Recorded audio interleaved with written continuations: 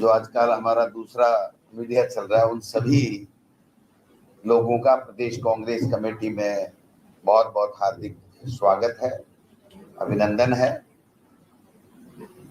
आज अखिल भारतीय कांग्रेस कमेटी की तरफ से प्रेस वार्ता करने के लिए, आप सबसे मुखातिब होने के लिए कन्हैया कुमार जी, जो हमारे एआईसीसी में हमारे एनएसयूआई के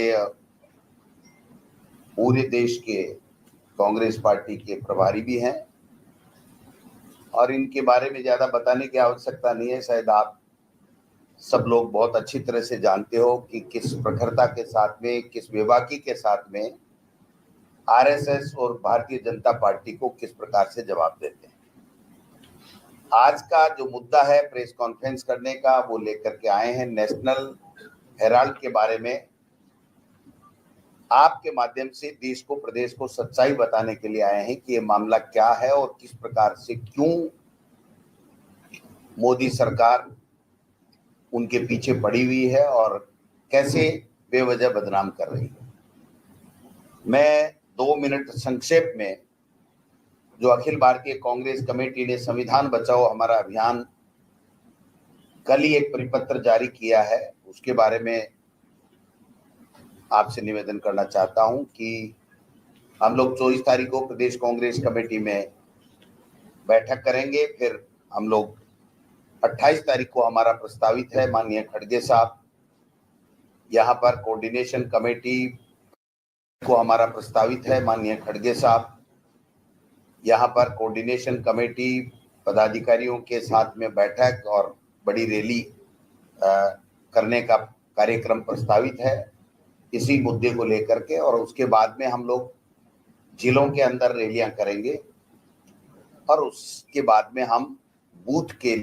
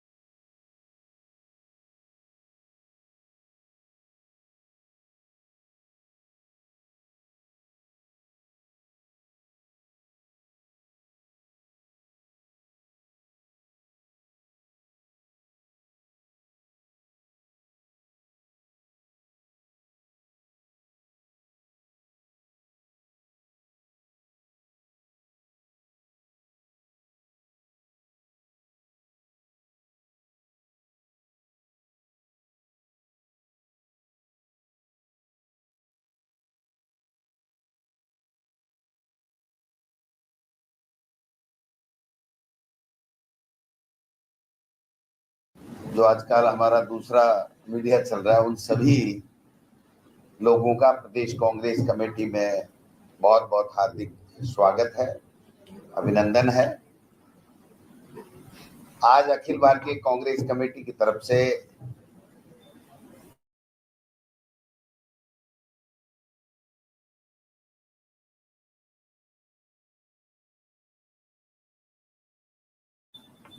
एआईसीसी में हमारे एनएसयूआई के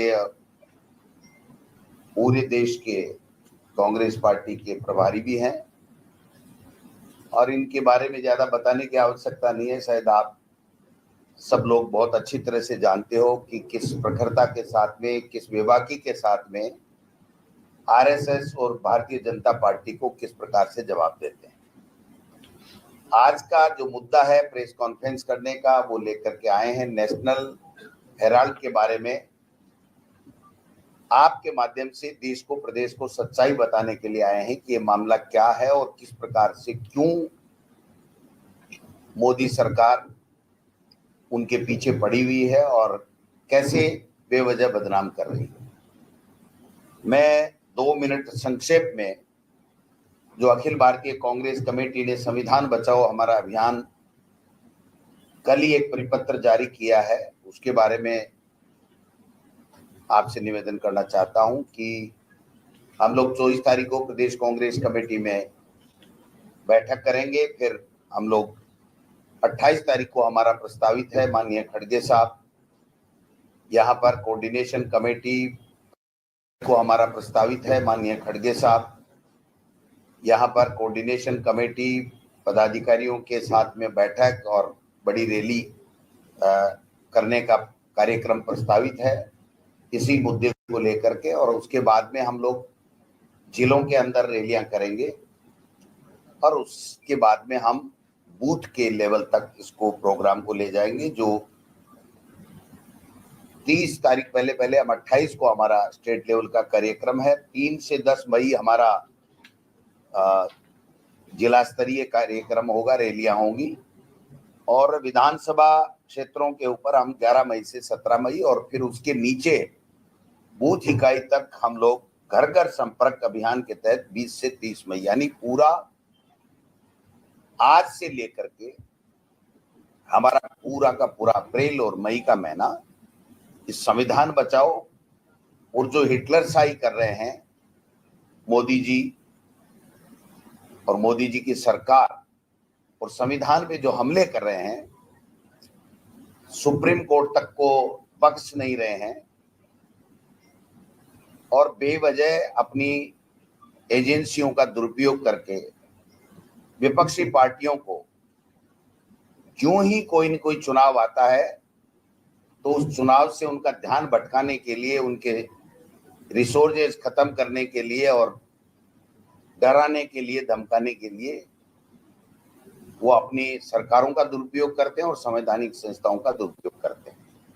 और आप सबके सामने इससे ताजा उदाहरण कोई हो नहीं सकता कि सोनिया जी और राहुल गांधी जी के ऊपर जिस प्रकार से, जिस दिन कोर्ट ने कहा था 1 साल में जो करना कर लीजिए, 1 साल का आखिरी दिन हुआ और एक परसेप्शन पूरे देश में बनाने के लिए कि देखो इनके खिलाफ चार्जशीट हो गई और ये लोग अक्यूज्ड हैं और इनके खिलाफ केस चलेगा, उसके बारे में पूरी तरीके से सच्चाई कन्हैया कुमार जी बताएंगे, क्योंकि ये आज के इस प्रेस कॉन्फ्रेंस के हमारे मुख्य वक्ता हैं। और मैं समझता हूं कि इसी बिंदु के ऊपर जो मैंने 1 सवा महीने का जो कार्यक्रम दिया उसके बारे में कोई बात होगी तो मैं कहूंगा। और नेशनल हेराल्ड या जो भी मामला है, ईडी ने जो ताजा हमला किया है और गलत जो चार्जशीट दी है उसके ऊपर कोई बात आएगी तो कन्हैया कुमार जी कहेंगे। आप सब लोगों से मेरा आग्रह रहेगा कि हमारी प्रेस कॉन्फ्रेंस को इन्हीं मुद्दों तक आप रखेंगे, ये मैं आशा और अपेक्षा और सहयोग आपसे चाहता हूं। तो मैं अब कन्हैया कुमार जी से आग्रह करूंगा कि वो अपनी प्रेस कॉन्फ्रेंस शुरू करें और हमारे जो मीडिया के साथी हैं उनको अपनी बात बताएं। कन्हैया कुमार जी।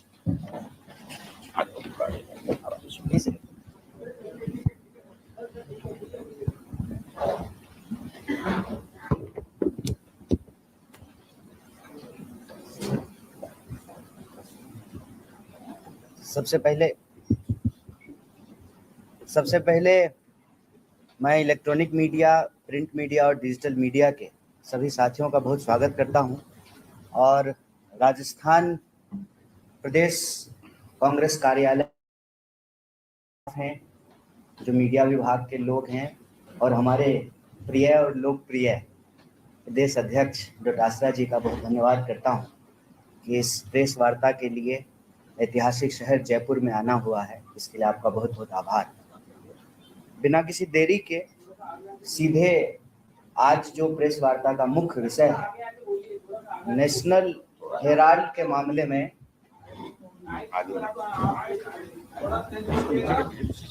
हाँ, मुझे लगता है ऐसे ही बोल देता हूँ, इसकी भी जरूरत नहीं है, ये अनावश्यक इको करेगा।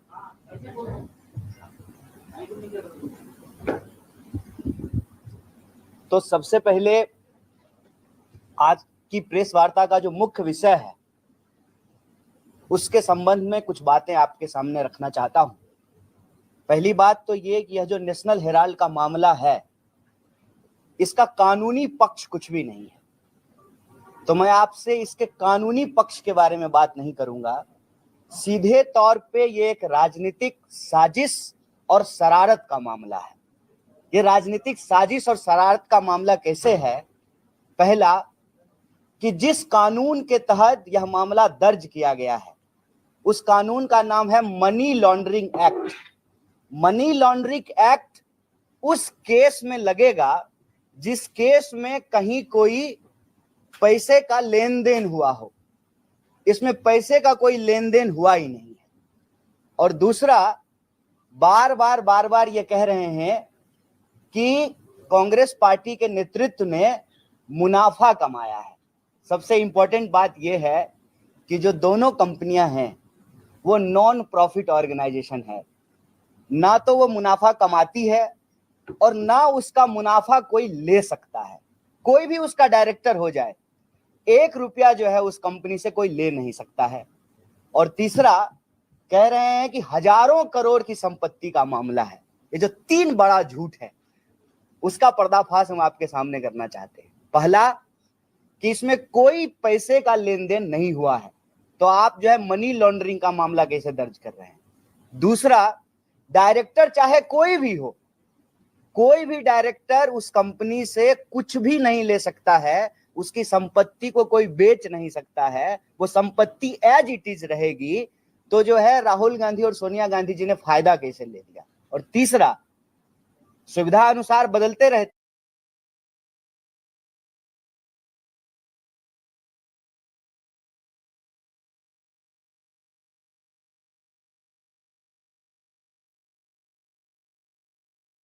जितनी संपत्ति है, एक लखनऊ के ऑफिस को छोड़ करके सारी संपत्ति लीज पर है।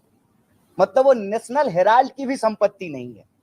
यह जो हमारा प्रदेश कार्यालय है ये कांग्रेस पार्टी की इंडिविजुअल प्रॉपर्टी है, लेकिन जो सरकार से हमको ऑफिस मिला है वो हमारी प्रॉपर्टी नहीं है, वो सरकार की प्रॉपर्टी है। सरकार जब चाहेगी तब ले लेगी।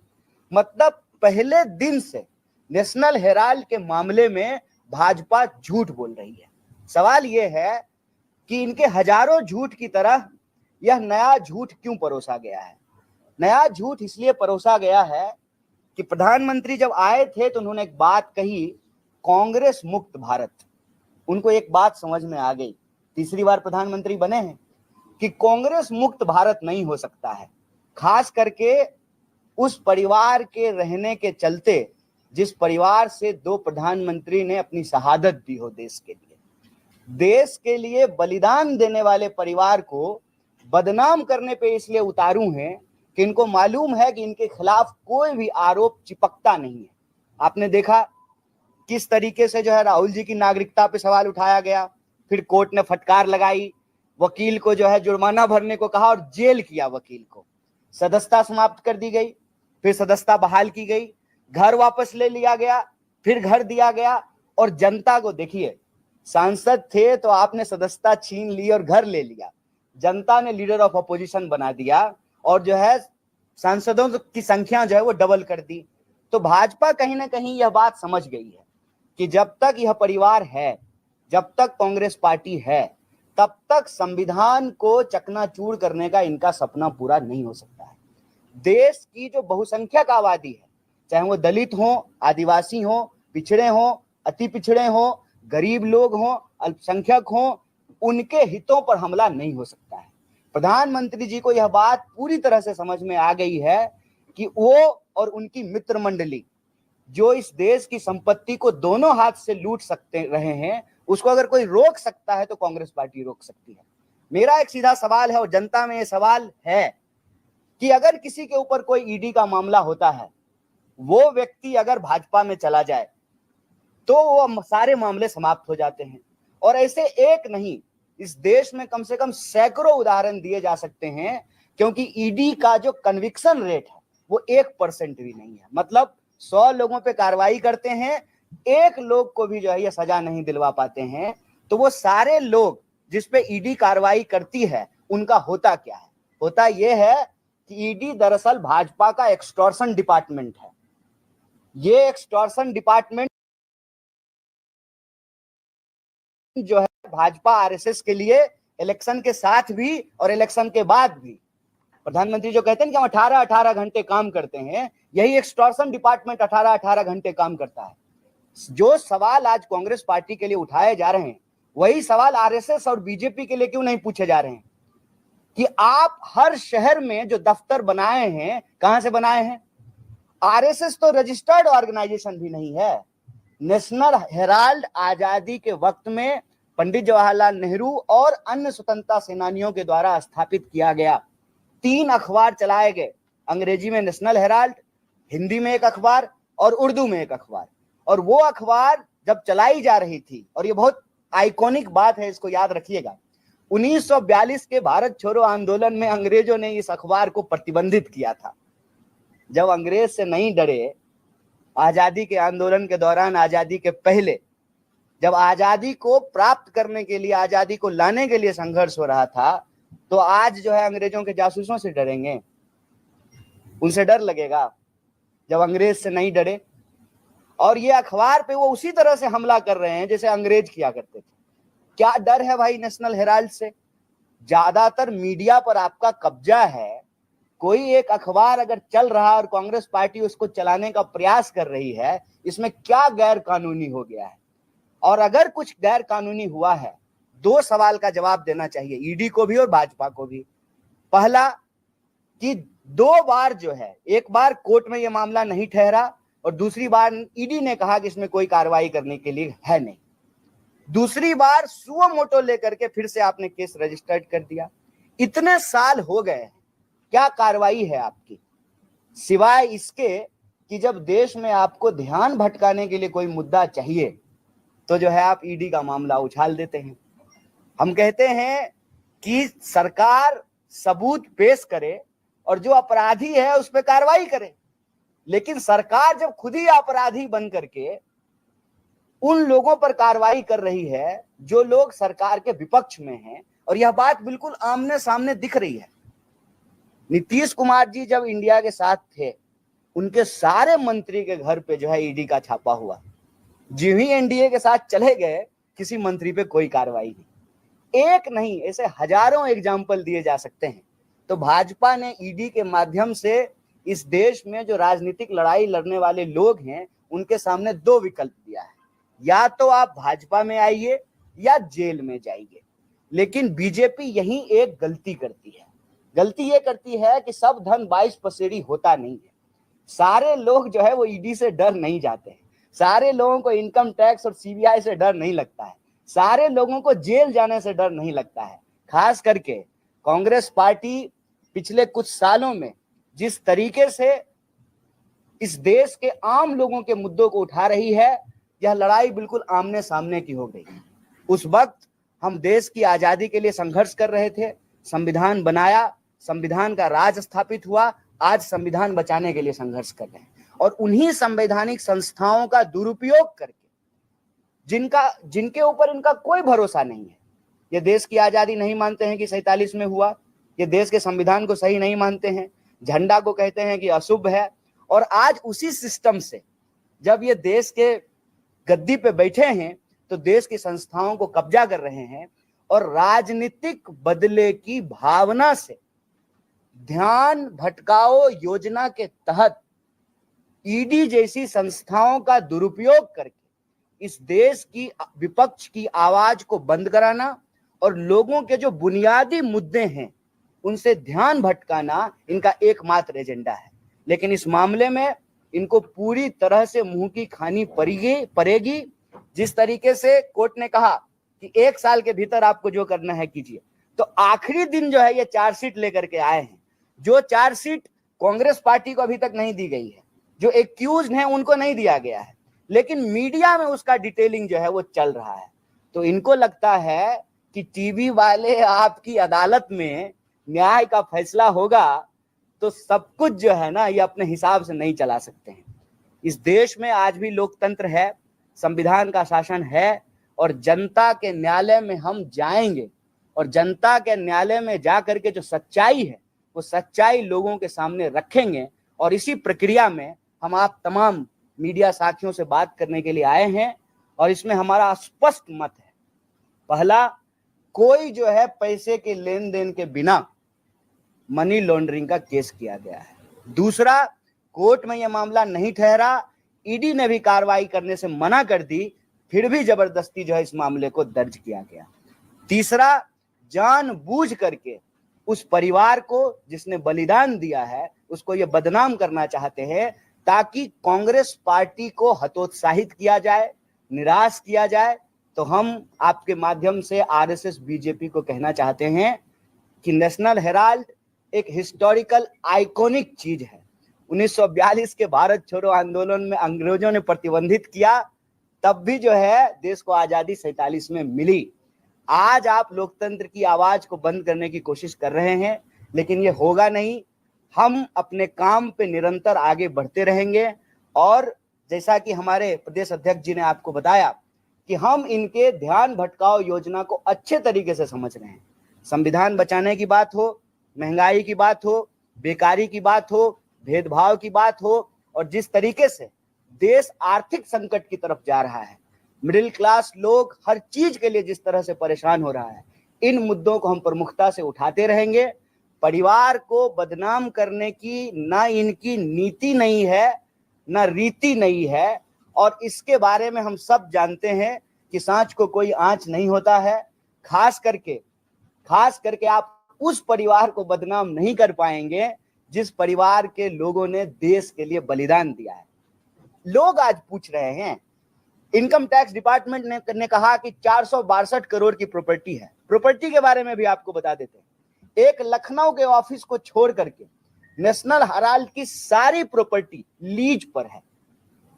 और जो परिवार, देश के पहले प्रधानमंत्री पंडित जवाहरलाल नेहरू अपना हजारों करोड़ का प्रॉपर्टी देश को दान दे दिए, वो एक अखबार की प्रॉपर्टी ले लेंगे? ये देश के आम लोग सवाल कर रहे हैं।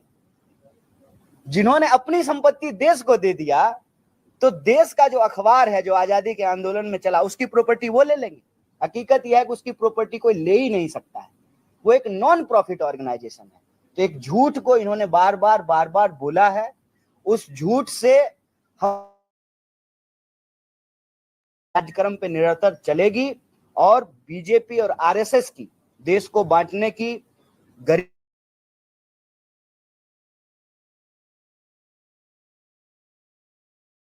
आभास करेगी, क्योंकि ये देश में नहीं चल सकता है कि आपको एक बार मैंडेट मिल गया है तो आप संख्या के दम पर जो है कुछ भी कहेंगे, कुछ भी बोलेंगे। आप किसी के ऊपर ईडी का कार्रवाई करते हैं, वो इंसान अगर आपसे समझौता कर ले, वो अगर आपकी मित्र मंडली में शामिल हो जाए तो सारा कार्यक्रम बंद हो जाता है। और आप हर राज्य दर राज्य यह घटना जो है उठा करके देख सकते हैं। किसी भी राज्य में कोई ऐसा विपक्षी पार्टी नहीं है जिसके नेताओं को डराने धमकाने के लिए ईडी का इस्तेमाल नहीं किया गया हो। तो यह जो एक्सटॉर्शन डिपार्टमेंट है भाजपा का, इसको जो कार्रवाई करना है करे। हम जनता के बीच में हैं, आपके माध्यम से इन मुद्दों की सच्चाई इन डिटेल आपको जो है प्रेस रिलीज के माध्यम से देंगे। और हमारा आपसे निवेदन है कि भाजपा की जो ध्यान भटकाओ योजना है, इसकी हकीकत जनता के बीच में आए और जनता के जो वाजिब सवाल हों उस पर चर्चा हो, ना कि एक राजनीतिक साजिश और शरारत को उसके कानूनी पक्षों में उलझा करके जनता का ध्यान न भटकाया जाए। बहुत बहुत धन्यवाद।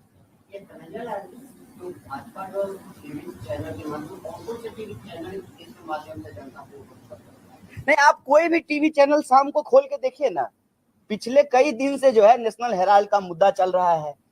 आप टोक करके उनसे एक फैक्ट पूछेंगे तो आपको एक फैक्ट नहीं बता सकते हैं कि भाई नेशनल हेराल्ड कब बना, नेशनल हेराल्ड जो है किस कंपनी के तहत रजिस्टर्ड हुई, उसको जो है पहली बार किसने स्थापित किया, उनको कुछ जानकारी नहीं है। 4-5 व्हाट्सएप पे सुबह में झूठ आता है, उस झूठ को दिन रात सोशल मीडिया से लेकर के टीवी चैनल पे बैठ करके बोलते रहते हैं। 5,000 करोड़ की प्रॉपर्टी है, सोनिया गांधी जी और राहुल जी ने अपने नाम कर लिया, एक नॉन प्रॉफिट ऑर्गेनाइजेशन के। आप आज डायरेक्टर हैं, कल को कोई और डायरेक्टर होगा, उस संपत्ति को ना आप ले सकते हैं ना किसी को दे सकते हैं, तो कैसे अपने नाम कर लिया। दूसरा कि हजारों करोड़ की प्रॉपर्टी है, कहां हजारों करोड़ की प्रॉपर्टी है? इनकम टैक्स डिपार्टमेंट असेसमेंट में कह रहा है कि टोटल 462 करोड़ की संपत्ति है, हर टीवी चैनल में जाकर के बोल रहे हैं कि हजारों करोड़ की संपत्ति है, और सारी प्रॉपर्टी लीज्ड है, कांग्रेस पार्टी की पर्सनल नहीं है। तीसरा, कहां पे जो है मनी लॉन्ड्रिंग हुआ है, ट्रांजैक्शन कहां पे हुआ है, कौन सा पैसा किसको दिया गया है। इक्विटी को शेयर में चेंज करना नॉर्मल प्रोसेस है। उसके बाद अब एक नया आरोप लगाना शुरू किए हैं कि कांग्रेस पार्टी की जब सरकार थी तो नेशनल हेराल्ड को विज्ञापन दिया जाता था, तो आप भी तो दे रहे हैं विज्ञापन पांचजन्य को और ऑर्गेनाइजर को। जितनी आरएसएस से जुड़ी हुई संस्थाएं हैं, अखबार हैं, क्या उनको विज्ञापन नहीं दिया जा रहा है? और अपनी जुड़ी हुई तो छोड़ दीजिए, आप तो बाकी स्वतंत्र चैनलों को भी विज्ञापन के माध्यम से ही कंट्रोल करते हैं। मीडिया को आप कंट्रोल कैसे कर रहे हैं? वो स्विच आप चला कैसे रहे हैं? विज्ञापन के माध्यम से चला रहे हैं। तो एक आजादी के आंदोलन में शामिल अखबार जिसका इतना बड़ा विरासत हो, उसको सरकार की तरफ से जो है विज्ञापन दिया जाए तो कौन सा गैर कानूनी काम कर दिया गया? कुल मामला ये है कि इनको उस परिवार को बदनाम करना है, इनको ये दिखाना है कि इस परिवार ने कुछ नहीं किया। असल बात ये है कि वही कर रहे हैं जो अंग्रेजों ने किया, देश के लिए कुछ किया नहीं। देश को जब संघर्ष कर रहा था आजादी के लिए, उसमें शामिल नहीं हुए। इनके प्रवक्ता टीवी में जाकर के बोलते हैं कि 47 में देश को आजादी नहीं मिली। तो जो मानते ही नहीं है कि 47 में देश को आजादी मिली, वो कैसे मानेंगे कि किसी अखबार का देश को आजाद कराने में कोई योगदान होगा? तो वही काम करते हैं जो अंग्रेज किया करते थे। तो हर टीवी चैनल में एक झूठ सिलसिलेवार तरीके से बोला जा रहा है, उसकी सच्चाई हम आपको प्रेस विज्ञप्ति के माध्यम से भी देंगे।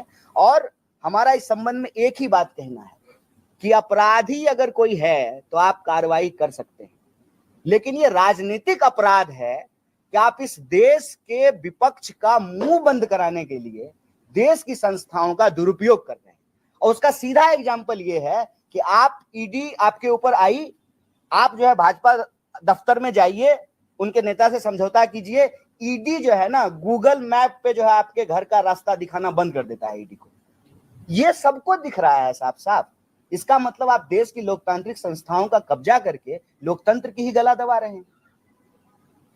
अभी आपने बोला कि कांग्रेस ने जनता की बात को आगे लेके जाती है, सरकार की दिशा में वक्फ बोर्ड को लेकर क्या रणनीति है? देखिए, वक्फ बोर्ड पे तो ऑलरेडी सुप्रीम कोर्ट ने अपने ऑब्जर्वेशंस दिए हैं, और पार्लियामेंट में भी जो है हमने वही बात रखी थी जो ऑब्जर्वेशन सुप्रीम कोर्ट ने दिया है। तो अब बीजेपी ये नहीं कह सकती है कि ये जो है राजनीतिक मामला है। असल ये एक संवैधानिक मामला है कि देश, देखिए सबसे, आज तो मैं ये आपसे निवेदन करूंगा, आज हम नेशनल हेराल्ड पे बात करेंगे, इस विषय पे और डिटेल बात करेंगे, लेकिन एक बात जान लीजिए कि कांग्रेस पार्टी ने जिन पक्षों को लेकर के पार्लियामेंट में अपना आपत्ति दर्ज कराई, कोर्ट ने भी अपने ऑब्जर्वेशन में वो बातें स्वीकार की है कि देश को अगर चलाना है तो संविधान की मूल भावना को लेकर चलना पड़ेगा। तो क्या बिहार इलेक्शन में इस वाले पर्टिकुलर इशू को आप हाईलाइट करके उठाएंगे? ये सबसे बड़ी प्राथमिकता में वक्त, और क्या गठबंधन, इंडिया गठबंधन जो है वो बिहार चुनाव में नजर आएंगे अकेले चुनाव का? नहीं, सबसे पहली बात तो ये जान लीजिए, इस नेशनल हेराल्ड के विषय में आपको एक बात कह दें, ये हमारे लिए सबसे जरूरी मुद्दा नहीं है। हमारे लिए सबसे जरूरी मुद्दा है देश के संविधान को बचाना, देश की संवैधानिक संस्थाओं को बचाना, महंगाई के खिलाफ अपनी मुहिम को तेज करना, बेरोजगारों को रोजगार दिलाना, सामाजिक, आर्थिक और राजनीतिक न्याय के लिए संघर्ष करना कांग्रेस पार्टी का काम है। ये हमारा प्राइमरी काम है। नेशनल हेराल्ड का जहां तक विषय है, क्योंकि ये झूठ बार बार, जैसे सैकड़ों झूठ वो बोलते हैं, हमने आपको कहा, कभी नागरिकता पे सवाल उठाते हैं, कब नेहरू जी पे जो है सुबह सुबह ही जो है आपको व्हाट्सएप पे जो है कई झूठ आ जाएंगे। स्थिति ये है कि चांद पे थूकने से जो है चांद पे तो दाग लगेगा नहीं। आज स्थिति ये है कि नेहरू जी पे भाजपा के नेता जो है पब्लिक स्टेटमेंट आकर के दे रहे हैं कि नहीं, नेहरू जी का बड़ा योगदान है। तो झूठ बार बार बोलना ये आरएसएस बीजेपी की प्रवृत्ति है।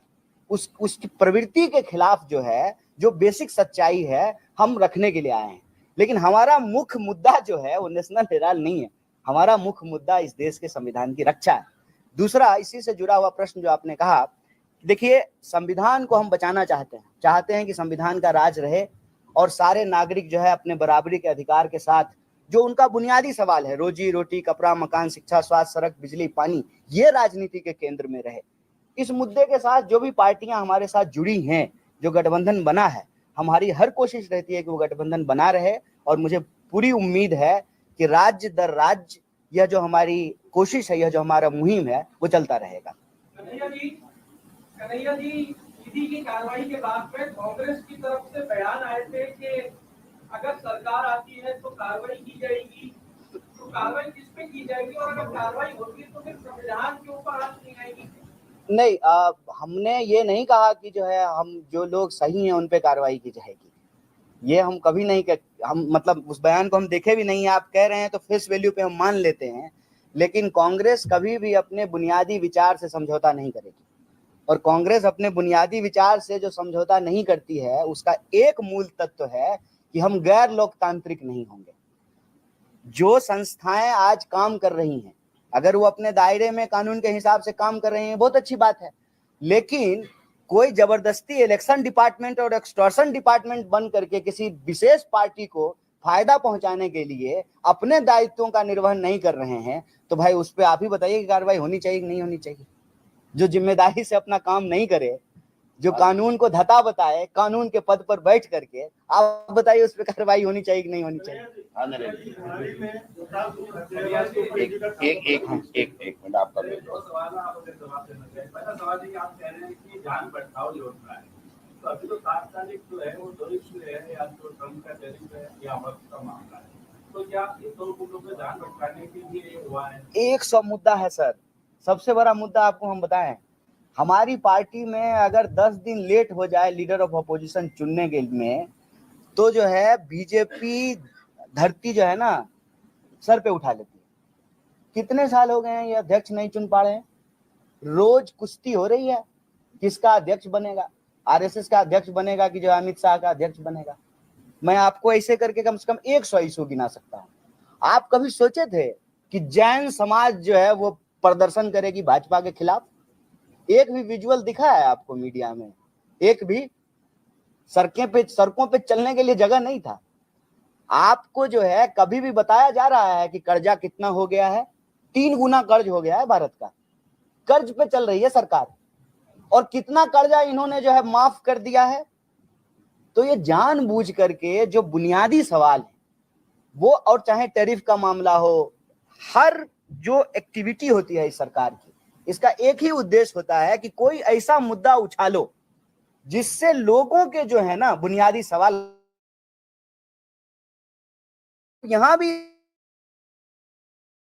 2 समुदाय पर 2 जाति को लड़वाने लगेंगे, 2 धर्म को लगेंगे, इतिहास में ले जाकर के। अब आप बताएं कि सचमुच कार्रवाई करना है तो औरंगजेब पे कार्रवाई करना है या उस पे कार्रवाई काट रहा है? किस पे कार्रवाई होना चाहिए? और सचमुच अगर करना चाहते हैं तो उनके तो कई वंशज हैं इनके पार्टी में, बताइए ना। कहना क्या चाहते हैं, करना क्या चाहते हैं? मुख्य सवाल यह है कि इस देश में ये किसी भी पक्ष की आवाज को बचने नहीं देना चाहते। और एक बार लोकतंत्र में विपक्ष नहीं बचेगा तो लोकतंत्र भी नहीं बचेगा। कौन ये सवाल पूछेगा? आप याद कीजिए, नया पार्लियामेंट जब बन रहा था कहीं संविधान का जिक्र नहीं था। ज्यों ही इनके 400 पार के गुब्बारे का हवा निकाली जनता, त्यों ही जो है संविधान लेकर के आए थे इस बार शपथ लेने के बाद। तो लोकतंत्र में विपक्ष का मजबूत होना लोगों के लिए बेहतर है, और विपक्ष जो है कोई भी अपना काम ठीक से ना कर पाए, इसीलिए जो है इस तरह की जो है ये राजनीतिक भावना से कार्रवाई करते हैं। अभी अहमदाबाद में हमारा शानदार सेशन हुआ, और रात में अहमदाबाद में साबरमती कांग्रेस पार्टी का सेशन हो, ये तो बर्दाश्त नहीं कर सकते। और फिर उस सेशन में जो बातें हुई कि हमारी लड़ाई किससे है, हमारी लड़ाई जो है वो सिर्फ एक पॉलिटिकल पार्टी से नहीं है, हमारी लड़ाई उस नेक्सस से है जो इस देश के भीतर बनता जा रहा है। प्रधानमंत्री जी, उनका मित्र मंडली, और उस मित्र मंडली में कौन है? उस मित्र मंडली में वो लोग हैं जो पोर्ट नहीं बनाए, जो एयरपोर्ट नहीं बनाए, सीमेंट नहीं बनाते हैं, सेब नहीं उगाते हैं, बिजली नहीं पैदा करते हैं, सब कुछ का मालिकाना हक उनके पास चला गया। और ये जाता कैसे है? जिसके पास है पहले उसके घर पे जांच एजेंसियां जाती हैं, उसको इनकम टैक्स, सीबीआई, ईडी से पहले डराते हैं, तो उसके पास दो ही ऑप्शन बचता है, या तो भाजपा से जाके समझौता करे या जेल जाए। और ये कार्रवाई हमारे आंखों के सामने रोज हो रहा है। तो इस नेक्सस के खिलाफ जो संविधान नहीं मानते हैं, जो देश की संपत्ति लूट रहे हैं, और समाज में दिन रात किसी ना किसी समुदाय को आपस में लड़ाते रहते हैं। अभी आपने देखा, कभी किसी जाति को उसके स्वाभिमान के नाम पे, कभी किसी जाति को उसके स्वाभिमान के नाम पे उसका झगड़ा कराते रहेंगे। तो ये अंग्रेजों की तरह फूट डालो राज करो की नीति पे चल रहे हैं। अंग्रेज करते थे फूट डालो राज करो, ये कर रहे हैं ध्यान भटकाओ राज करो, लोगों को आपस में लड़ाओ, देश की संपत्ति को अपने मित्र मंडली के पास पहुंचाओ, और आप समझौता कर लीजिए एक बार, बस एक बार समझौता कर लीजिए, आपके ऊपर सारी आपराधिक कार्रवाई समाप्त हो जाएगी। कुछ नहीं होगा। जब तक आप उनके खिलाफ बोलते रहेंगे तब तक जो है आपके खिलाफ जो है बहुत राजनीतिक बदले की भावना से कार्रवाई करते रहेंगे। हाल ही में आपने ईडी की बात की, तो ईडी का छापा प्रताप सिंह खजूरिया जो कि पूर्व कैबिनेट मंत्री रहे आप, तो क्या वो बीजेपी से जाकर मिल गए? देखिए, बीजेपी से जाकर के मिलने का ये बात नहीं है। हम ये कह रहे हैं कि ईडी की कार्रवाई जिसके ऊपर होती है उसके पास दो विकल्प है, या तो जो है आप लड़िए, वो जो है प्रताड़ना झेलिए, जेल जाइए, या तो जो है आप भाजपा से समझौता कीजिए। हम कह रहे हैं कि ये डिपार्टमेंट जो है एक्सटॉर्शन डिपार्टमेंट की तरह काम कर रही है। इलेक्शन मैनेजमेंट भाजपा को जो है उसके हिसाब से चल रही है, और आप ये जान लीजिए कि ये किसी एक प्रदेश या एक पार्टी से जुड़ा हुआ मामला नहीं है, हर प्रदेश और पूरे के पूरे विपक्ष से जुड़ा हुआ मामला है। और हम तो कहते हैं कि ये बैज ऑफ ऑनर है। आज अगर आपके ऊपर एफआईआर नहीं हो, आप जेल ना जाएं, ईडी ना आए, तो इसका मतलब आप भाजपा से ईमानदारी से लड़ नहीं रहे। गांधी परिवार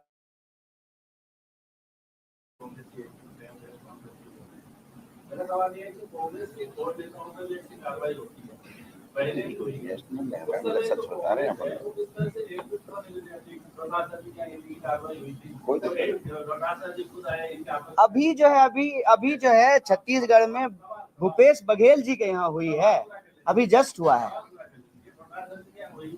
इसके कार्यकर्ता है, कभी प्रताप सिंह का इश्यू हुआ, उनके कार्यकर्ता यहाँ के हैं, लेकिन तो आप जैसे अपने एस्टूडेंट दिख रहे हैं, ऐसा कांग्रेस को नहीं करते, इसका समर्थन क्यों नहीं? अभी अब ये तो खुद ही हैं कांग्रेस के प्रदेश अध्यक्ष, तो यही कांग्रेस है ना। ये जो प्रेस कॉन्फ्रेंस है, मुद्दा है, वो नेशनल हेराल्ड का जो झूठ परोसा जा रहा है और जो गलत चार्जशीट की जा रही है, उसके तथ्यों से आपको अवगत कराना और आपके माध्यम से जनता तक ये पहुंचाने की बात है।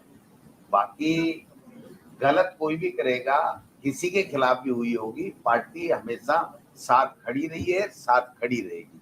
गलत आम व्यक्ति के भी खिलाफ होगा तो कांग्रेस पार्टी का तमाम कार्यकर्ता नीचे से ऊपर तक खड़ा रहेगा। यही पार्टी है, प्रदेश अध्यक्ष यही है। अगर पार्टी को लगता है कि ईडी की कार्रवाई राजनीति प्रेरित है, तो ईडी की जांच में सहयोग नहीं करके क्या पार्टी अपने ऊपर शक पैदा नहीं कर रही है? कौन नहीं कर रहा है? नहीं, जांच में हम पूरा सहयोग कर रहे हैं, ये हमने कभी नहीं किया है। जांच में पूरा सहयोग कर रहे हैं। ईडी बिना किसी सवाल के घंटों बिठा करके रखती है और गांधी परिवार के लोग जाते हैं और बैठ करके आते हैं। सहयोग बिल्कुल कर रहे हैं। देखिए, लोकतांत्रिक लोग हैं, गांधी के रास्ते पे चलने वाले हैं, गोडसे के रास्ते पे नहीं चलने वाले हैं। तो गांधी सत्याग्रह करते थे, सत्य के लिए आग्रह करते थे। जब कार्रवाई होगी, बुलाया जाएगा, बिल्कुल जाएंगे। साथ ही साथ जो है जनता को सच भी बताते रहेंगे, क्योंकि वो जो झूठ बोले हैं ना, वो सच के दरबार में कहीं टिकता नहीं है। A to Z बात झूठ बोल रहे हैं वो, चाहे नेशनल हेराल्ड की प्रॉपर्टी का मामला हो, चाहे उसके ओनरशिप का मामला हो, पूरी तरह से झूठ बात बोल रहे हैं। पहला चीज यह है कि जब वो प्रॉफिटेबल ऑर्गेनाइजेशन ही नहीं है, उसका कोई भी प्रॉपर्टी वो हस्तांतरित नहीं की जा सकती है, तो कैसे जो है राहुल जी और सोनिया जी उसको अपने नाम पे कर लिए? वो डायरेक्टर हैं, और जो प्रॉपर्टी ये 5,000 करोड़ गिना रहे हैं वो लीज की प्रॉपर्टी है। एकमात्र लखनऊ का कार्यालय जो है वो उनकी अपनी प्रॉपर्टी है, बाकी सभी। और जनता ये सवाल पूछ रही है, हम लोग तो बाद में इस बात को बोले या दिमाग में आया, आम लोगों के दिमाग में पहले ये बात आई कि जिस परिवार ने अपनी पूरी संपत्ति देश को दान में दे दिया, अपना कि जो है वो कोई अखबार का संपत्ति ले ली है, और अगर इस मामले में कुछ भी होता, आधार होता, तो कोर्ट में जो है मामला ठहरता, कोर्ट से जो है खारिज क्यों हुआ? ईडी ने भी इसको एक बार खारिज कर दिया। नया तरीके से जो है इसको फिर से शुरू किया गया है, ताकि जो लोगों के बुनियादी सवाल है ना, उस पर चर्चा नहीं हो। शाम को जो है अपना नेशनल हेराल्ड हो प्राइम टाइम पे, और कुछ नहीं। आज एक खबर की आपने पढ़ी होगी या जानकारी होगी कि चतुर्श्रेणी की भर्ती हुई है राजस्थान में। 57,000 पद है, 25 लाख लोगों ने अप्लाई किया है, और उसमें से भी करीब 4,000 ऐसे जो पीएचडी है। ये क्या संकेत दे रहा है? ये ऐसी बुनियादी मुद्दों के ध्यान भटकाने के लिए तो ये national Herald, ED, income tax, यही जो कन्हैया कुमार जी कह रहे थे, बात यही है कि वो मुद्दे हैं जो प्रदेश के, देश के लिए, नौजवानों के लिए, बेरोजगारों के लिए, उन पे चर्चा होनी चाहिए और जवाबदेही तय होनी चाहिए। वो नहीं करके और ईडी की चार्जशीट हो गई, गांधी परिवार बेईमान है, गांधी परिवार को जो है वो सजा दे दी जाए, इनको जेल भेज दिया जाए। यही तो कन्हैया कुमार जी कह रहे हैं कि जो लोगों के मुद्दे हैं, जनता के मुद्दे हैं, जो इन्होंने वादे किए थे, उन पे बात नहीं करके और दूसरे जो बेवजह के मुद्दे हैं, जिनका कोई लेना देना नहीं है, उन मुद्दों के ऊपर ये शाम तक ले आते हैं दिल्ली। वो अलग बात है, विषय अलग है, लेकिन मैं दूसरी बात कह रहा हूँ, उन मुद्दों पे आवश्यकता है चर्चा करने की, लेकिन उसके बजाय वो नेशनल हेराल्ड और गांधी परिवार पे और झूठी चार्जशीट पे चर्चा कराना चाहते हैं। देश में बेरोजगारी, ये बहुत इंपॉर्टेंट बात है। बेरोजगारी इतिहास में इतना कभी नहीं था, और इससे जुड़ा हुआ एक मामला है जिसपे बिल्कुल बात नहीं हो रही है। हर एक घंटे 2 नौजवान आत्महत्या कर रहा है इस देश में। आपकी घड़ी जब 1 घंटा पूरा करेगी, दो नौजवान आत्महत्या कर चुके हैं। ये हकीकत है आज की, इस पे कोई बात नहीं कर रहा है। खुद सरकार कह रही है कि 80 करोड़ लोगों को ये 5 किलो अनाज दे रहे हैं, 80 करोड़ लोगों को। इसका मतलब 80 करोड़ लोग गरीब हैं। तो ये जो 5 ट्रिलियन इकोनॉमी बन रही है देश की, जो ये दावा कर रहे हैं, वो किसकी इकोनॉमी बन रही है? अगर हम 5 किलो अनाज लेने के लिए लाइन में लगे हुए हैं, तो 5 ट्रिलियन किसकी है? और तीसरा सवाल कि सिर्फ जवान आत्महत्या नहीं कर रहे हैं, आप किसानों की आत्महत्या दर को उठा करके देखिए, और कोई भी डिपार्टमेंट चले जाइए, आप अपना ही डिपार्टमेंट ले लीजिए, मीडिया ही ले लीजिए। सरकार का कानून है कि अगर आप 8 घंटा काम करेंगे तो आपको मिनिमम वेज दिया जाएगा। ये कानून है, ये हम नहीं बोल रहे। कहाँ 8 घंटे का कानून लागू है? कौन से मजदूर को उसके 8 घंटे की मजदूरी के हिसाब से मिनिमम वेज दिया जा रहा है? ये जनता का मुद्दा है। और जिनको सरकार की नीतियों के चलते, कांग्रेस पार्टी की सरकार के चलते, जो गरीब से मिडिल क्लास हुए, पक्का मकान बनाया, कार खरीदे, मोबाइल लिया, टीवी लिया, आज उनकी हालत यह है कि साल में 2 बार अगर हवाई जहाज चढ़ लिए, यही कहते थे ना प्रधानमंत्री जी कि हवाई चप्पल वालों को हवाई जहाज चढ़ाएंगे, हवाई जहाज चढ़ने वालों को हवाई चप्पल पे लेके आ गए हैं। 2 बार अगर आप हवाई जहाज साल में चढ़ लिए तो आपका पूरा सालाना बजट बिगड़ जाएगा। अगर कोई बीमार हो गया घर में तो आपको कर्ज लेना पड़ेगा। अगर आपका शेयर मार्केट में पैसा है तो इक्विटी बेचनी पड़ेगी। ये सच है, और इस सच पे जो है चर्चा पूरी तरह से नदारत है। महिलाओं के खिलाफ होने वाले अपराध, दलितों के खिलाफ होने वाले अपराध, पिछड़ों, अति पिछड़ों, आदिवासियों के खिलाफ होने वाले अपराध का तो मैं जिक्र भी नहीं कर रहा हूं कि हर मिनट, कहते हैं नारी पूजते हैं ना, कोई ऐसा मिनट नहीं है जो देश के किसी न किसी हिस्से में किसी महिला के खिलाफ कोई अपराध नहीं हो रहा। ये तो क्या कर रही है, विपक्ष से सवाल पूछे कि हमने क्या किया था। पक्ष विपक्ष जो है जनता के सकारात्मक मुद्दों पर जब चलेगा तब देश तरक्की करेगी, तब देश विश्वगुरु बनेगा।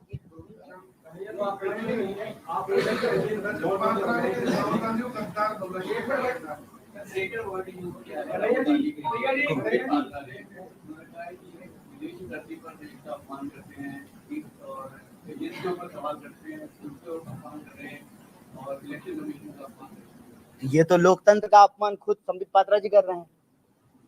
देश के लीडर ऑफ अपोजिशन को, जिसको जनता ने चुना है, उसको जो है आप जब कह रहे हैं तो फेलियर किसका है? अगर आप मुझे गद्दार कहें तो ये जो है सरकार में बैठे हुए लोगों का फेलियर है ना, कि अगर मैं गद्दार हूं तो जो है फिर कानून व्यवस्था किसका है, गृह मंत्री किसका है? ये सवाल तो इसका मतलब संबित पात्रा जो है जय शाह के बाबूजी पे उठा रहे हैं। डैडी क्या कर रहे हैं? डैडी कुछ कर रहे हैं कि नहीं? डैडी गृह मंत्री है ना। तो देश में अगर कोई गद्दार है तो डैडी जी क्या कर रहे हैं? आईपीएल खिलवा रहे हैं बेटे से। डैडी को कार्रवाई करना चाहिए। एजेंसियां हैं, रॉ है, आईबी है, पुलिस है, वो तो पार्लियामेंट्रियन है, लीडर ऑफ अपोजिशन है। कोई ऐसा तो है नहीं वो नीरव मोदी और माल्या की तरह जो भाग गए हैं, मेहुल चौकसी की तरह। यही तमाशा चल रहा है। आप बता रहे कि जो लेकिन विकिमीडिया इसको यंग इंडिया लिमिटेड और आप बता रहे कि विकिपीडिया पे आप भी जाके एडिट कर सकते हैं कुछ भी। विकिपीडिया कोई ऑथेंटिक सोर्स थोड़ी होता है, ठीक है।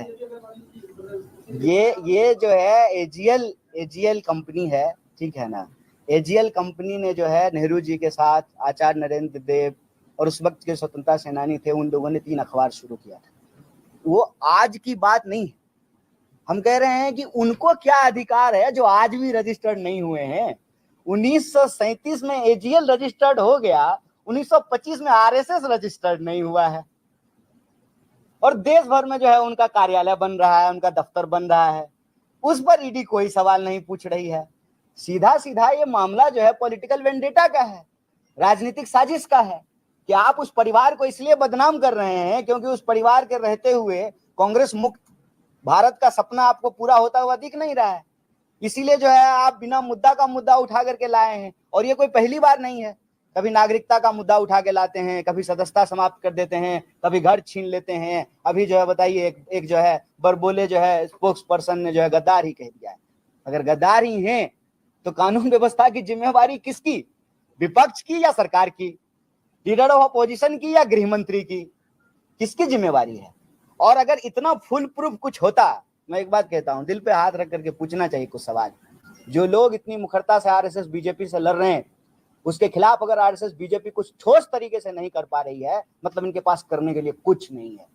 अगर गलती हुई और वो गलती को ये पकड़े तो ये इतने नफरत से भरे हुए लोग हैं कि ये विपक्ष का गला दबाने में 1 सेकंड का वक्त नहीं लगाएंगे। ये मैं अपने अनुभव से आपको बोल रहा हूँ।